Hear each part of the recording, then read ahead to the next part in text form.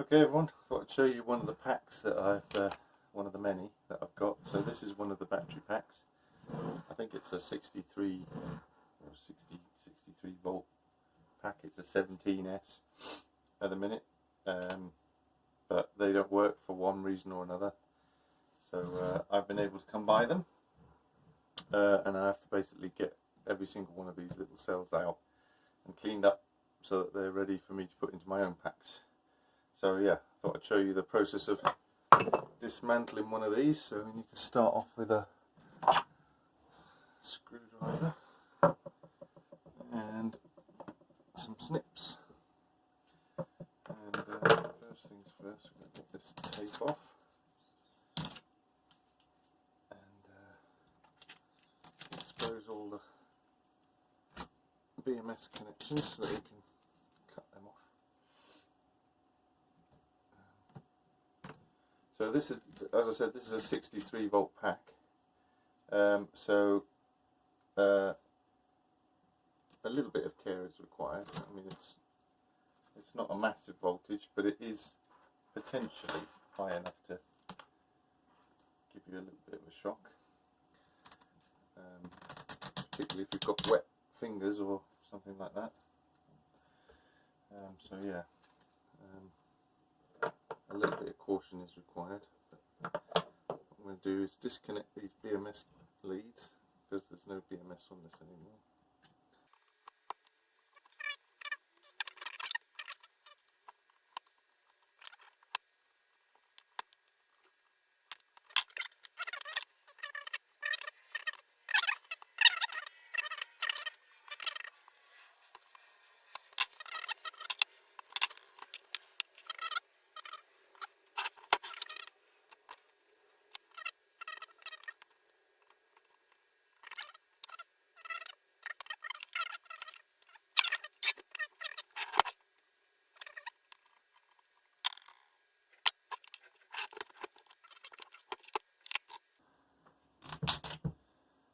To take the two halves apart, I've got to break this connection here. There's like cables joining the two halves of the battery together. It's just soldered on at the top, but I should just cut them off rather than unsolder them because I can't bother to heat up my soldering iron. It'd be different if I was trying to repair the battery, but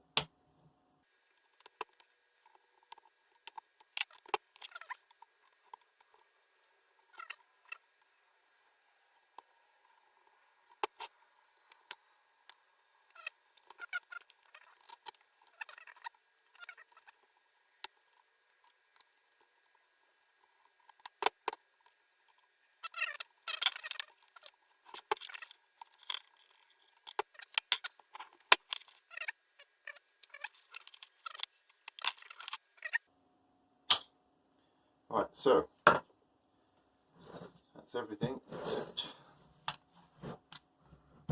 these two cables here. Should we take off now?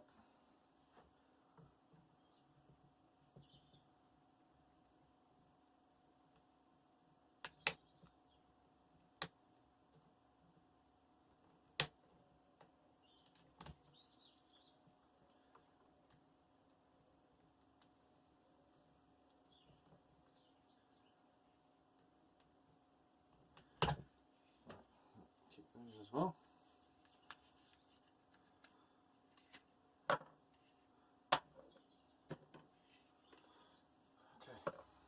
So that's all the leads off. So now we've just got to separate the two halves, which is just a question of undoing all of these long screws and bolts.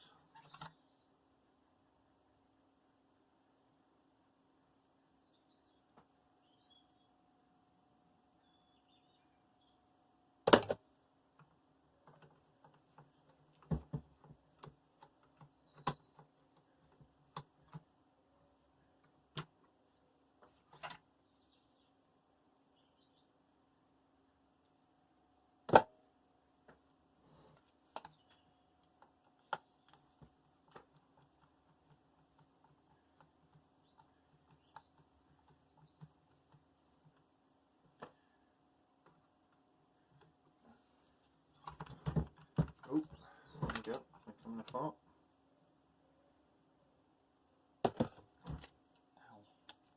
Sharp. That's the other thing you've got to be careful of. This nickel strip stuff that's on the top of these batteries, when it tears across, it's incredibly sharp. The number of cuts I've had pulling these batteries apart.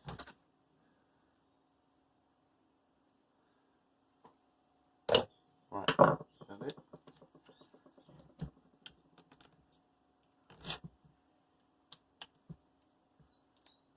The two halves are also soldered together here. So we've got to get this off. Now, these ones I do normally unsolder. But again, if I was going to try and keep the batteries, sort of repair them or something, I would just unsolder it. As I'm literally tearing them apart, it doesn't really matter. You see, that is incredibly sharp. So you've really got to watch where you put your hands.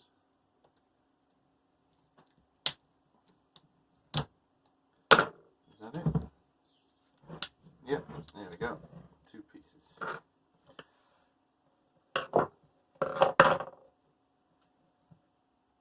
Rubbish there. Okay, so now each of the pieces is basically the same. Put that one over there first. It's got this protective cover over the actual nickel strip that bonds all the batteries together. Ow. That's sharp. Let's get that off.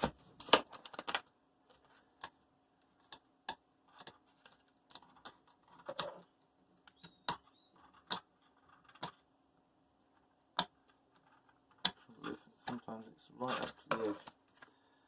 I tend to try and leave on there a little bit while I take these off, because if you accidentally, while you're prizing these terminals off, touch another set of battery block, you'll create a short and you get lots of sparks and stuff. It's happened to me many times, so it's very easy to just do it without realising, but it makes you jump. But that's it. It makes you jump just because you weren't expecting it. So you just have to prise these off.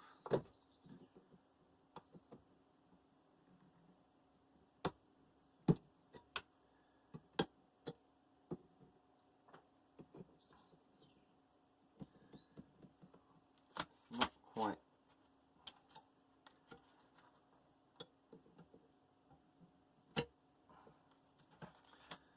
If you can get the tips through the hole, you can literally just cut it, because there's like two tabs. I don't know if you can see it from there. There's two tabs, and the tips of my thing can just about get in that gap and just cut through that without sort of levering them up, and that makes it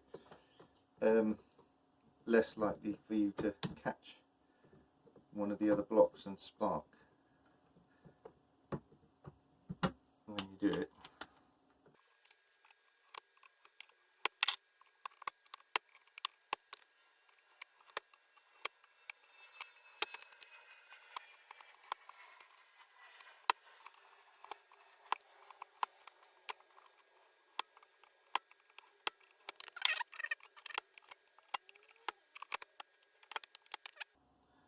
And then we'll clean all these tabs off once we've actually get the whole pack separated.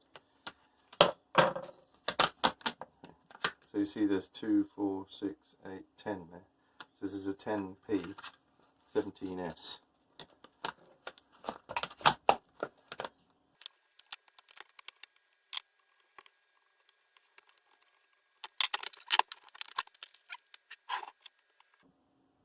So some of these will be completely fine, and some of these will probably be 0 volts.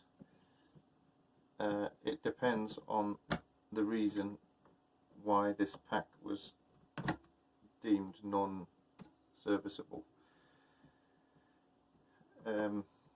You would have thought if it was just the BMS that they would have been able to just swap out a new BMS onto it. So it's probably that one of the banks of cells has gone to 0 volts because one of them is a got a dead, you know, like a short inside it, and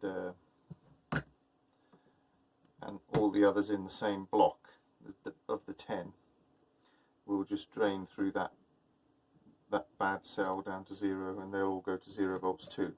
Now in some cases those ones are recoverable, but they've usually got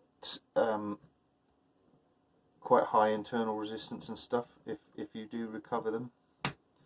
So I won't be using any of those in this pack. I mean, I used some things like that in my first ones that I did because I didn't really care so much about those ones on the wall down there.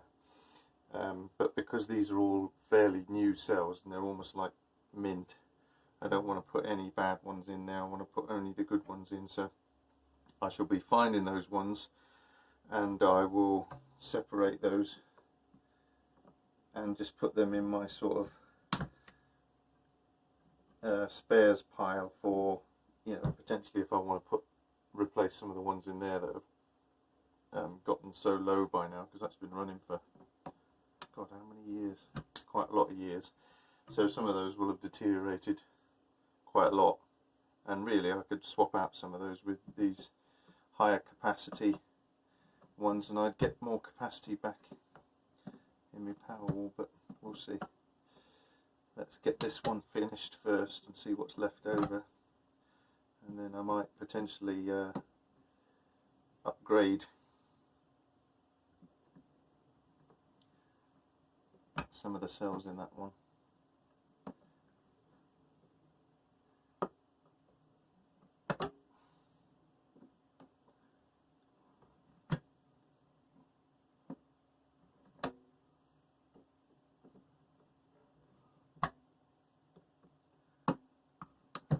It takes a little while, and you think I've got to do this on this side and then on the other side of this and then the same on the other half of it over there to liberate all the cells, and then even once you've done that you've got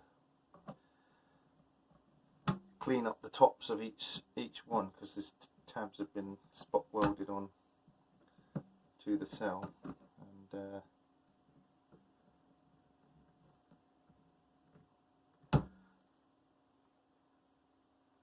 no, you don't want to come off that easily, so you have to try and prise them off and try not to leave too much of a sharp bit from where you separate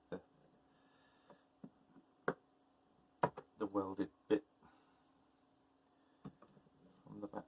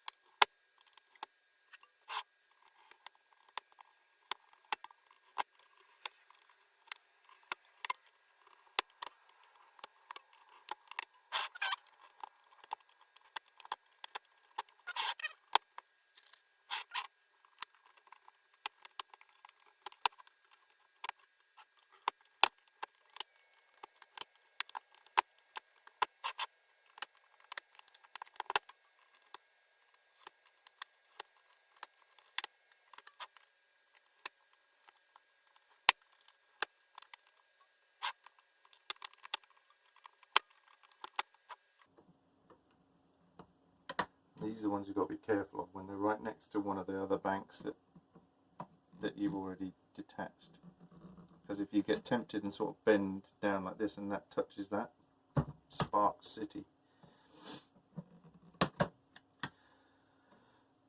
And and it makes you jump.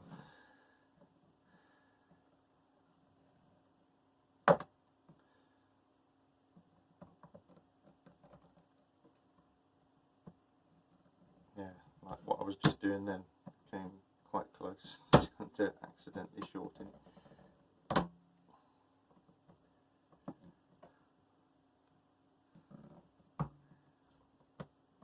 And obviously you have to be very careful with the nickel strip itself as you start to remove it.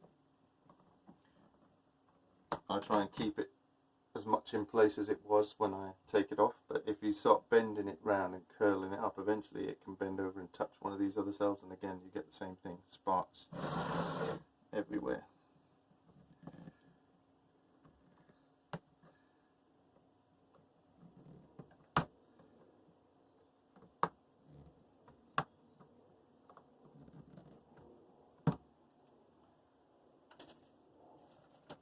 Find something to do with all this nickel. Maybe I'll send it to Big Stacked. If any of you watch Big Stacked on YouTube.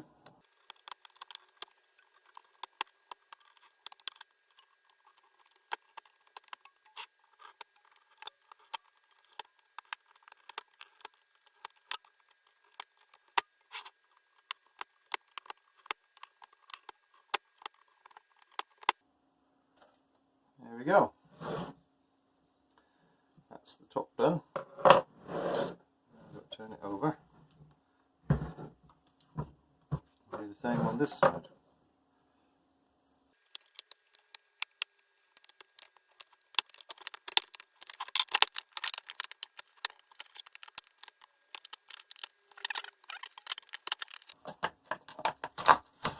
You can see kind of the batteries getting as cheap as they are now. You know, when I first built my first packs down there, you know, home batteries are incredibly expensive, and so using these old 18650s was a good way to make a cheap Powerwall. But they're getting so cheap now that you know, for companies that have these sort of things, it's just not worth their time fixing it. You know, pulling it apart like this and finding the bad cells and replacing them and re-soldering it in and all the rest of it. It's just cheaper for them to just give the customer a new battery and chuck this one away. Which is a shame in some ways, but I mean, you know, it's good for all of us that batteries are now incredibly cheap. But you know, when I see stuff like this, I just think, like, I can't just have that go thrown in the waste disposal when there's actually, these are like perfectly good cells.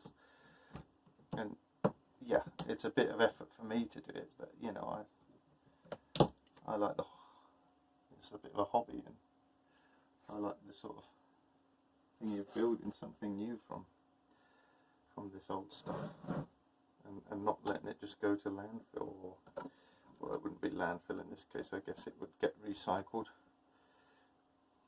But even still, to recycle something that isn't actually at end of life, it's just not economical to repair, I suppose, is what I struggle with, throwing away things that are actually still perfectly good. You know, it's different if they're, you know, gone down to sort of less than half their original capacity or something, and you just think, yeah, it's not really worth the thingy now. They can be recycled and turned into new ones, but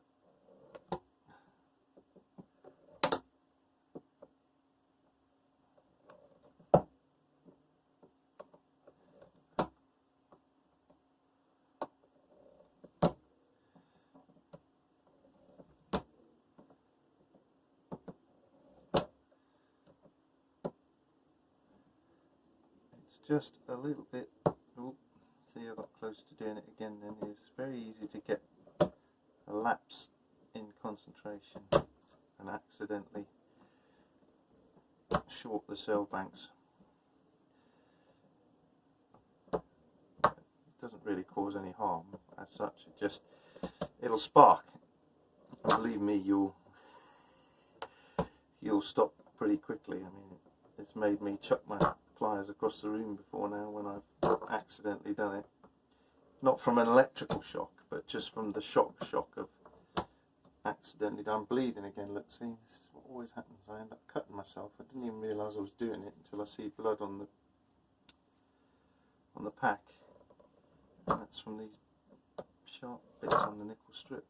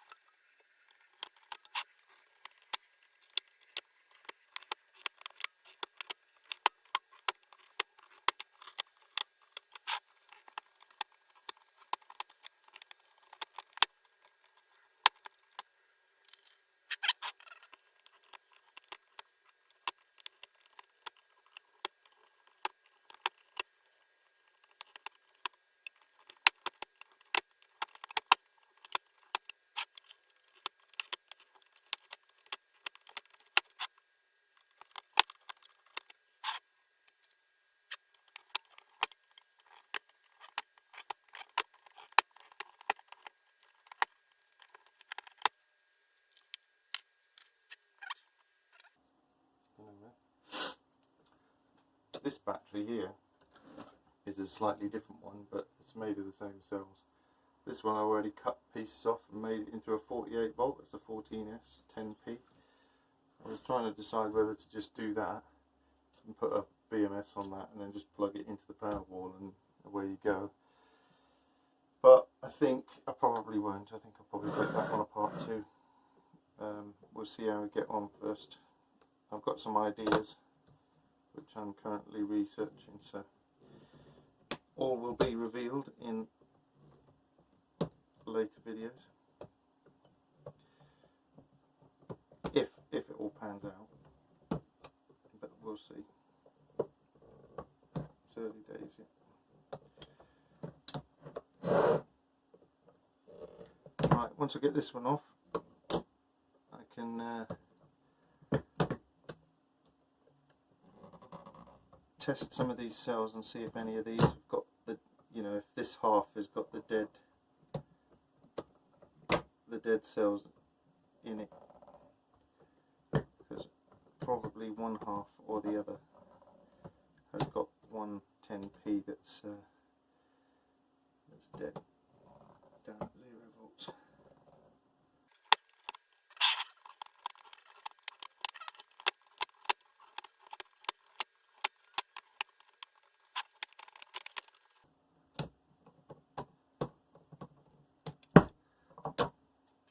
Go. Right. So that's the thing he's done now. Oh, this one's. Oh, I think I can see why this pack has been thingy. Can you see that? Look how badly dented this one is. Can you see that on the? That has been dropped, and that is severely damaged. And the one next to it, the others look okay. So that might be the two that are bad. Now, getting these two halves apart you'd think would be easy, but actually it's really tough. What I do is I put my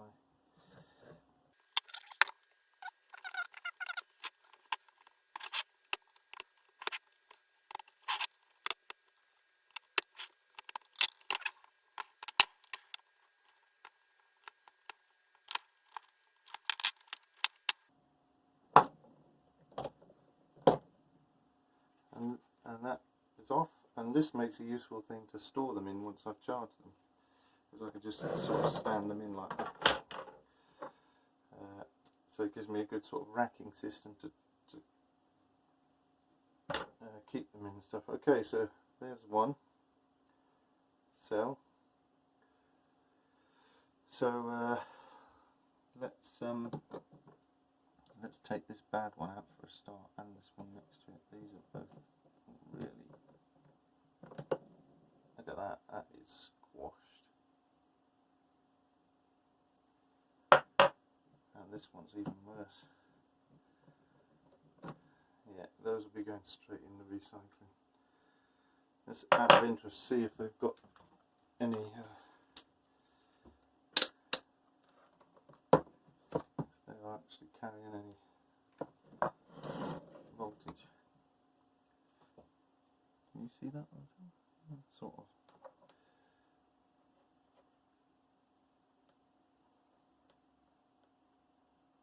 Wow. It's discharged 2.6 volts, that's almost empty, but there's no way I'm using that. No.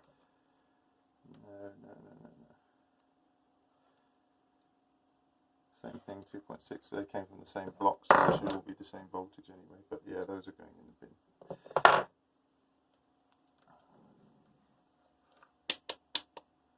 So let's have a quick look at some of the others.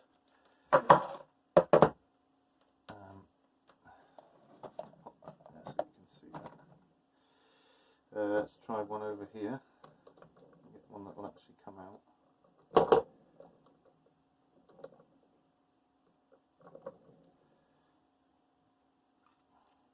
See what voltage this is at. And that's at 3.2. So yeah, I suspect that block is the block that went bad, and I'm not surprised. Let's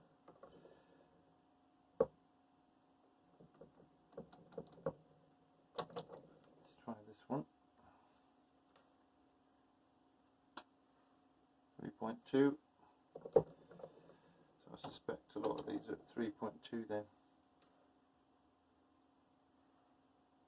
3.3, okay. So these should all be good. But this part of, which was that? That was part of 1, 2, 3, 4, 5, 6, 7, 8, 9, 10. 1, 2, 3, 4, 5, 6, 7, 8, 9, 10. Okay, so it wasn't these ones. Let's just test one of these ones. Yeah, they're all fine. So it's all of these ones that are facing downwards. Let's test one of the others. This should all be the same voltage as that one, 2.6. Yeah, but these will be fine because they're not damaged. They've just gone flat because of those bad ones. So they'll probably be fine. They haven't gone to 0 volts. So if these are recovered, they shouldn't have any problems with high internal resistance or anything. So I'll probably get those ones charged first as they're the lowest. So let's get these ones that are all part of that set of 10. 4, 5, 6, 7, and 8. Okay.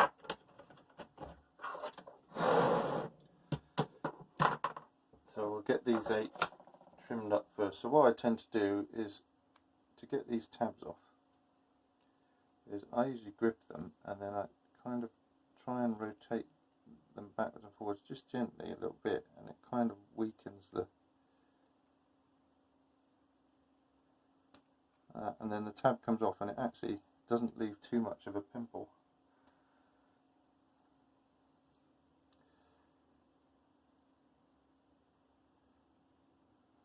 There you go. Rather than sort of tearing them up like that, which leaves a lot more, that's actually pretty smooth. And the same with the bottom ones. You just kind of grip them and then wiggle them. And sometimes it works and sometimes it doesn't. So in this case it's just ripped the tab in half, but it does happen sometimes. But that one's come off okay. You just have to try again from the other side.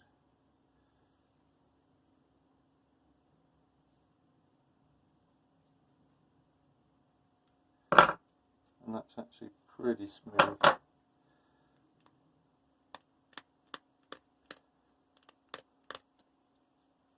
better. Yeah, so that's one. So what we do is we'll stick them in there so I can carry them to the chargers. And we'll just do the same with this one.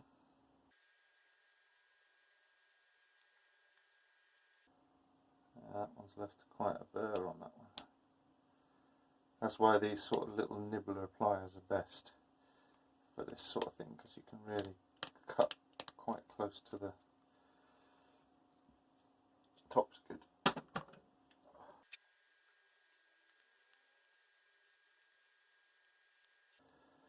Sometimes it just depends on how good the spot welder was when they, you know, sometimes they're really welded on tight. But I found with most of these packs that they come off pretty good.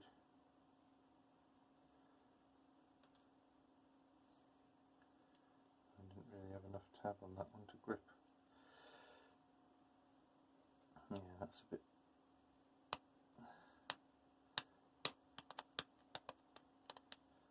That's okay.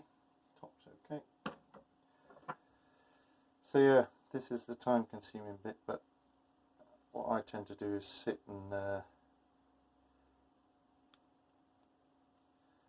just sit down at the table with a whole block of these like that, and I just work my way through them.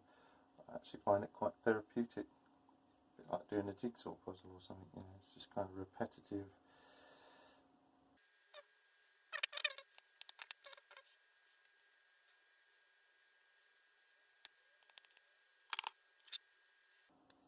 Anyway, I'll get these. I've basically got 7 slots on the charger, so if I get these 8 done now, I can get these on the charger, and then I can take those in and I'll work on them this evening.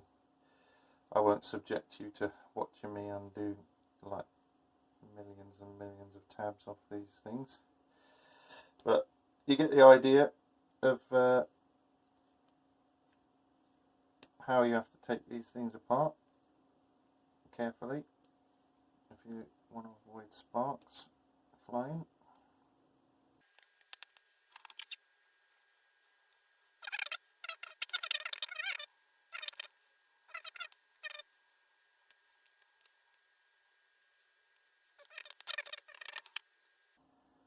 I know some people use like a little Dremel multi-tool type thing to just sort of sand off those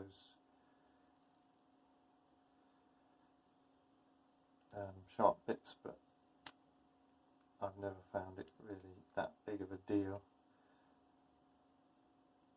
Probably because I was soldering fuses onto the top of these anyway, so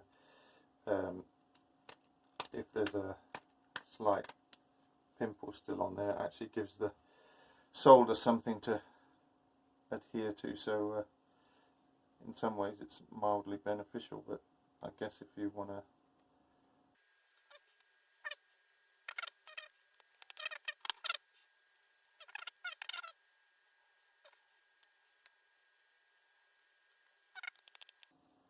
right, okay, I've got 8 there.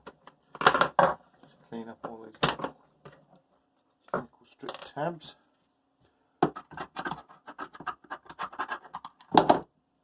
my screwdrivers on.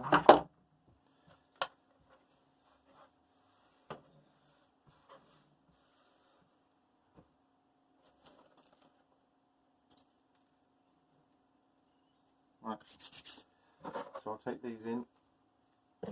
I'll put these 2 bad ones in and I'll stick them in the recycling, because I'm going to do my next dump run. I'll take them to the council tip and put them in the recycling box. It's not even going to go in there, it's so misshapen. Right, and that's it, okay? Right, there we go.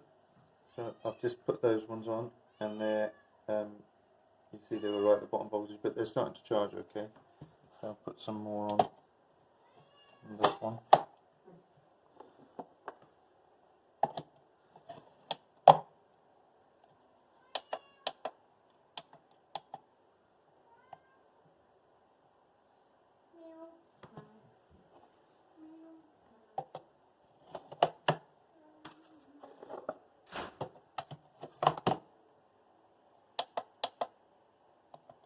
I'll run a test on them, and what that'll do is that will charge it up to full, then discharge it, measure how much discharge takes place to get the capacity, and then it will charge them up to full again.